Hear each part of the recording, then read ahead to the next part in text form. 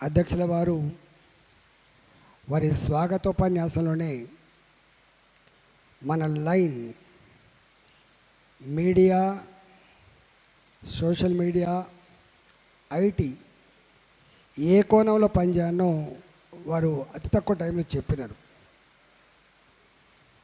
వారు ఇంకొక మాట కూడా చెప్పినారు, ఇది డబుల్ ఎడ్జ్ నైఫ్.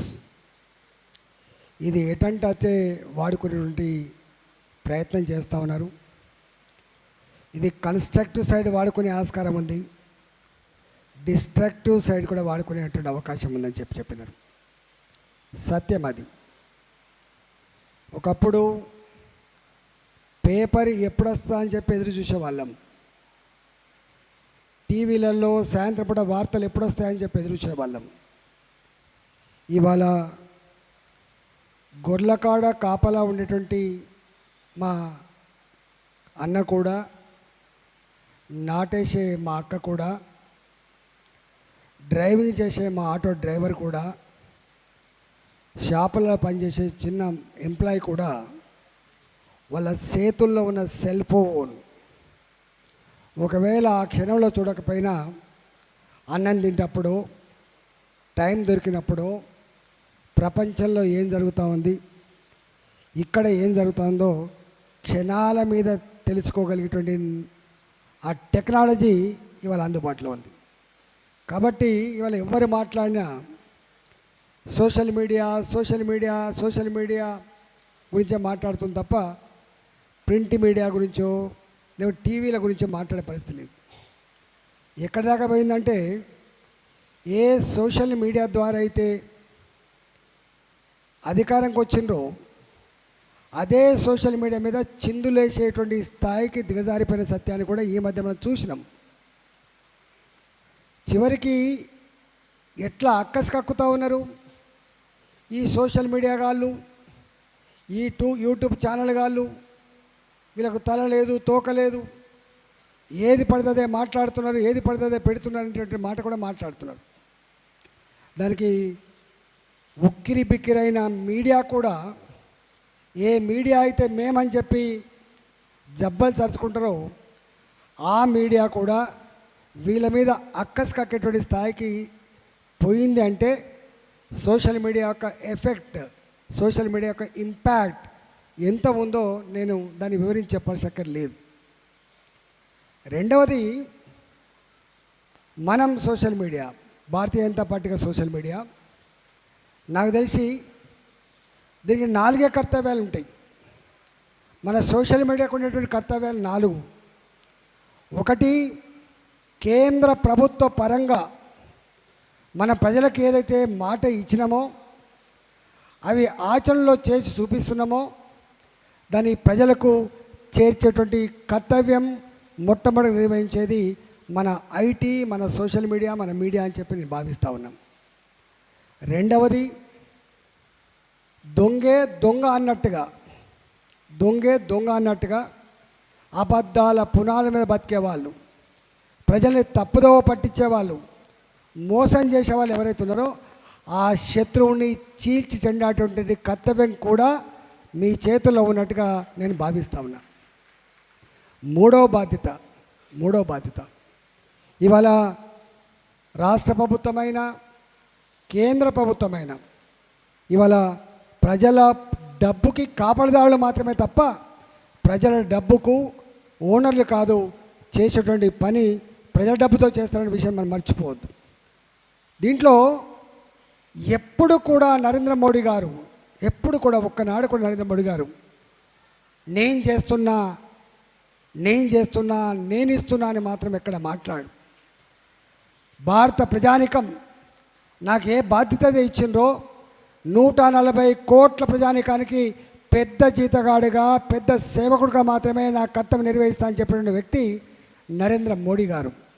కానీ ఇక్కడ ఉన్నటువంటి ముఖ్యమంత్రులు, గతంలో పనిచేసిన ముఖ్యమంత్రులు కావచ్చు, ఇక్కడ ఉన్న ముఖ్యమంత్రులు కావచ్చు, నేను చేస్తున్నా నీ తాత జాగీరు కాదు బిడ్డ అని చెప్పే అధికారం కూడా మనకే ఉంటుందనే విషయం మనం మర్చిపోకండి. నాలుగోది ఇవాళ మాట్లాడకుండా పోతే మీరు చాలా తెలివైన వాళ్ళు మీరు. ఎవరికైతే క్రియేటివిటీ ఉంటుందో వాళ్ళే సోషల్ మీడియా చాలా యాక్టివ్గా ఉంటారు. మామూలు వాళ్ళు ఉండరు. దీంట్లో గుర్తుపెట్టుకోండి. చాలా క్రియేటివిటీ ఉన్నవాళ్ళు, స్పాంటేనియస్గా స్పందించేవాళ్ళు, దానికి టక్కన సమాచారం చెప్పేవాళ్ళు ఇలా వాళ్ళు మాత్రమే సోషల్ మీడియా ఉంటారు. అంటే వాళ్ళకు సమాచారం తెలిసి ఉండాలి, వాళ్ళకు దాని మీద వెంటనే స్పందించే నేచర్ ఉండాలి, క్రియేటివిటీ ఉండాలి. వాళ్ళు మాత్రమే ఉంటారు. కాబట్టి వాళ్ళే మీరు కాబట్టి నేను మీకు ఒక చిన్న సూచన చేయదలుచుకున్నా. మనకు మనంగా చెప్పడం ఎంత ఇంపార్టెంటో వాళ్ళు చెప్పింది వాళ్ళు చేసింది కంపేరిటివ్ స్టడీ చేసి చెప్పడం ఒకటి. రెండు వాళ్ళు ఏం చేస్తున్నారో మనం ఏం చేస్తున్నారో ఆ కంపేరిటివ్ స్టడీ మాత్రమే బాగా అట్రాక్ట్ చేస్తుంది.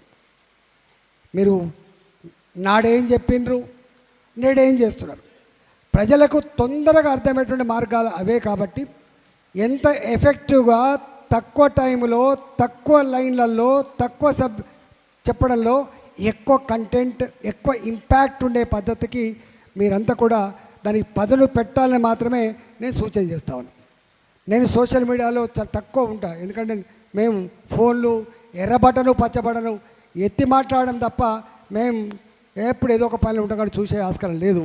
కానీ అందరూ అంటూ ఉంటారు చేయడం ఎంత ఇంపార్టెంటో చెప్పుకోవడం కూడా అంతనే ఇంపార్టెంట్.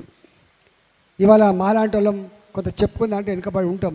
మమ్మల్ని కూడా అంటూ ఉంటారు, అన్న ఇది నడపాలి అది నడపాలి. తప్పకుండా నడిపే ప్రయత్నం చేయాలి, దాన్ని యాక్సెప్ట్ చేస్తా. కానీ ఒక్కటి మాత్రం మర్చిపోవద్దు, ఇవాళ social media double edge knife అని చెప్పుకున్నామో అది శత్రువు మీద ప్రయోగించాలి తప్ప మనకు మనంగా అక్కడక్కడ చిన్న సంకుచిత పద్ధతుల్లో వాటిని వాడకూడదని మాత్రం చెప్పదలుచుకున్నాం. వారు ఒక బాధ వ్యక్తం చేసిండ్రు అధ్యక్షుల వారు. ఇవాళ ఒకప్పటి పద్ధతి వేరు, ఇవాళ పద్ధతి వేరు. ఎవరు తప్పించుకోజాలరు అనేది చెప్పిండ్రు, అది సత్యం. ఇలా ఆర్టిఫిషియల్ ఇంటెలిజెన్స్ వచ్చిన తర్వాత, టెక్నాలజీ వచ్చిన తర్వాత ఏ ఫోన్ నుంచి వెళ్ళి ఎవరు పెట్టిన అనేది ఇవాళ కాకపోయినా 10 రోజులు తెలిసేటువంటి ఆస్కారం ఉంటుంది. కాబట్టి కొంత జాగ్రత్తగా ఉండాల్సిన అక్కడ ఉంది. మనం మాత్రం ఒక బాధ్యత మర్చిపోదు, కన్స్ట్రక్టివ్ సైడ్గా ఉండాలి తప్ప, ధర్మం సైడ్ ఉండాలి తప్ప, ప్రజల వైపు ఉండాలి తప్ప మనం దానికి భిన్నంగా ఉండేటువంటి ఆస్కారం ఉండకూడదు. ఇవాళ దొంగలని, అబద్ధాల కోర్లని, హామీలు ఇచ్చి అమలు చేయని వాళ్ళని, బ్రోకర్లని చీల్చి చెండాడంలో నీ చేతిలో ఉన్న సెల్ ఫోన్, నీ బ్రెయిన్ చాలా ఎఫెక్ట్గా పనిచేయాలని చెప్పి కోరుకుంటూ ఇవాళ స్థానిక సంస్థల సందర్భంగా పెట్టింది. స్థానిక సంస్థల సందర్భంగా అధ్యక్షుల వారు చెప్పి లక్ష్మణ డెఫినెట్గా 45 నిమిషాల క్లాస్ ఉంటుంది, వారు చెప్తారు తప్పకుండా. కానీ ఒక్కటి మాత్రం మర్చిపోకండి, ఇవాళ ఇక్కడ పార్లమెంట్ సభ్యులు, అసెంబ్లీలో శాసనసభ్యులు, జిల్లా పరిషత్తులు, కార్పొరేషన్లు, మున్సిపాలిటీలు, మండల పరిషత్తులు, గ్రామ పంచాయతీలు, ఇన్ని వ్యవస్థలు, ఇవన్నీ వ్యవస్థలు సమగ్రంగా ఉంటేనే పనిచేస్తేనే ఇవాళ గాంధీ గారి కళ్ళగన్నా గ్రామ స్వరాజ్యం సిద్ధిస్తుంది. ఇంకా గమ్మతైన విషయం ఏంటంటే ఏ ఆర్టికల్ 73 అండ్ 74 స్థానిక సంస్థలకి అధికారులు కట్టబెట్టకుండా స్థానికంగా ఉండే గ్రామ పంచాయతీ సచివాలయాలు పనిచేయకపోతే ఇవాళ అభివృద్ధి సమగ్రంగా జరగదని చెప్పిండ్రో, ఇవాళ కాంగ్రెస్ పార్టీ గిన్ని రోజుల అధికారం వచ్చి అన్ని వ్యవస్థలు, జిల్లా పరిషత్తులు లేవు, మండల పరిషత్తులు లేవు, గ్రామ సచివాలయాలు లేవు, మున్సిపాలిటీలు లేవు, అక్కడక్కడ కార్పొరేషన్ కూడా లేని పరిస్థితులలో ఇప్పటికి కూడా ఎన్నికలు పెట్టడానికి ఎందుకు జంకుతూ ఉంది అంటే జంకడానికి రెండే కారణాలు ఉన్నాయి. ఒకటి, ఎన్నికలు పెడితే ఓడిపోతాం, ఇది వాళ్ళ భయం. ఇవాళ బీసీలకు 42% రిజర్వేషన్ల పేరిట కాలయాపన చేసే ప్రయత్నం చేస్తూ ఉంది తప్ప ఇవాళ వాస్తవంగా అది కారణం కాదు. ఏదో నెపం పెట్టి పోస్ట్ పోన్ చేయాలి తప్ప ఎన్నికలు పెడితే రేపు జిల్లా పరిషత్ గెలవకపోతే, రేపు మండల పరిషత్ గెలవకపోతే, రేపు మొన్ననే అధికారంగా వచ్చిన పార్టీ ఖతమైపోయింది అంటువంటి ఒక వాతావరణం బిల్డప్ అయినటువంటి భయానికి మాత్రమే ఎన్నికలు పెడతలేదు. కానీ ఎన్నికలు ఎప్పుడు పెట్టినా ఒకటే మాత్రం సత్యం, ఇవాళ కాంగ్రెస్ పార్టీ వాస్తవంగా స్థానిక ఎన్నికలు అధికార పార్టీకి అండగా ఉంటాయి, అధికార పార్టీకి మద్దతుగా ఉంటాయి. కానీ ఇక్కడ ఆ పరిస్థితి లేదు.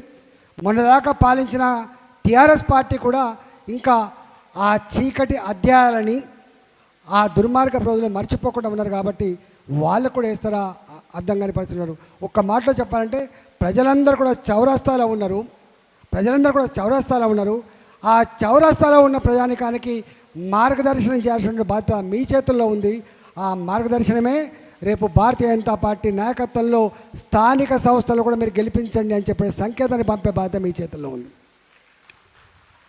ఇవాళ నేను అడుగుతా ఉన్న ఒకటే నిమిషం మాట్లాడి ముగిస్తా. మీరు అడగండి, మీ గ్రామాలలో పెరిగే చెట్టు ఎక్కడ డబ్బులతో పెరుగుతూ ఉన్నాయి? నీ చౌరస్తాలో వెలిగేటువంటి బల్బులు ఏ డబ్బుతో వెలుగుతున్నాయి? నీ గ్రామాలలో ఉండే సిమెంట్ రోడ్లు ఏ డబ్బుతో వేయబడ్డాయి? నీ గ్రామాల్లో పారే మురికి కాలువలు ఏ డబ్బుతో అవి కట్టబడ్డాయి? నీ గ్రామాల్లో ఉన్నటువంటి శ్మశాన వాటికలు ఏ డబ్బుతో ఇవాళ అవి నిర్మించబడ్డాయి? అంగన్వాడీ బిల్డింగ్ కావచ్చు, గ్రామ సచివాలయం కావచ్చు, అది మున్సిపాలిటీ బిల్డింగ్ కావచ్చు, రైతు వేదికలు కావచ్చు, ఇవన్నీ కూడా కేంద్ర ప్రభుత్వ నిధుల ద్వారా మాత్రమే జరుగుతూ ఉన్న విషయాన్ని మనం మర్చిపోవద్దు. ఇవాళ మీరు ఇక్కడ ఉన్నారు ఎల్బీ నగర్లో.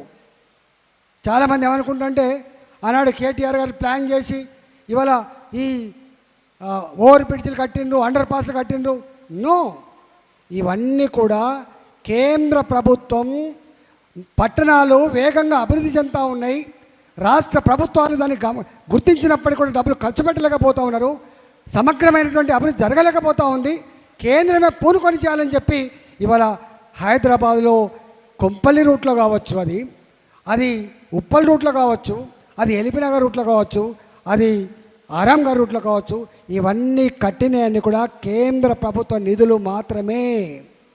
సొమ్ము ప్రజలదే, సోకుడు ప్రజలదే, కానీ సొమ్ము కేంద్ర ప్రభుత్వం అని చెప్పి నేను అంటలేను. కానీ చెప్పుకునేది మాత్రం ఆనాడు టీఆర్ఎస్ పార్టీ చెప్పుకున్నది, ఇవాళ చెప్పుకున్నది కాంగ్రెస్ పార్టీ చెప్పుకుంటా ఉంది. గిదీని మీద చర్చ జరగాల్సిన చక్కర ఉన్నది. స్థానిక సంస్థలలో భారతీయ జనతా పార్టీకి ఓట్లు ఎందుకు వేయాలంటే స్మార్ట్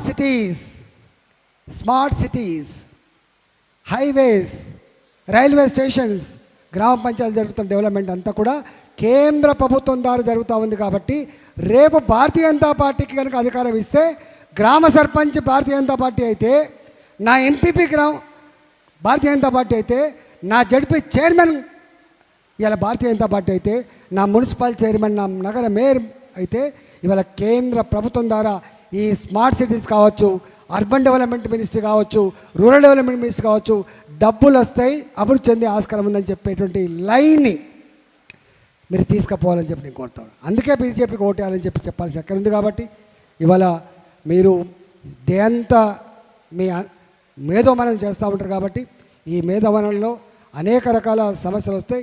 మీరు మాట్లాడేటువంటి మంచి కంటెంట్ని అందరికీ పంపించే ప్రయత్నం తప్పకుండా చేయాలని చెప్పి కోరుకుంటూ మీ అందరికీ ధన్యవాదాలు తెలుస్తూ సెలవుకున్న. భారత్ మాతాకి.